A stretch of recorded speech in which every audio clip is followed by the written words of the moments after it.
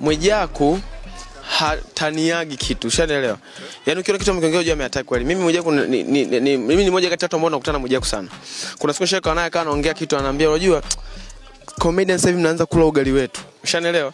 Kuna sema ambao tulikuwa tunaitoga sisi sasa hivi hatuitwi sisi mnaitwa nyie. Yaani sasa hivi wenyewe mnakubalika sana kuliko sisi. Kwa hiyo tutapambana kwa vote vile muonekane kitu. Yaani tuwadhalilisha tufanye nini? Yaani tuwavurugie. Ushanielewa? Mimi kaja naongea masiala, ushanielewa?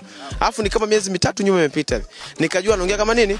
Masiara. Ila kwa the way ninavyoona situation inavyoendelea ni kwamba wameanza kupractice kitu ambacho walikiahidi kwamba tutakuja tutavuruga. Sasa uwezo kavuruga kitu ambacho kinaonekana kwa macho ya watu. Ushanielewa?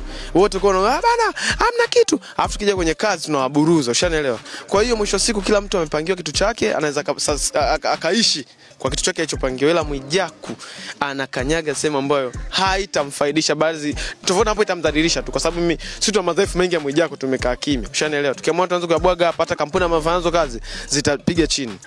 Kwa hiyo akae kimya tu ndugu yangu.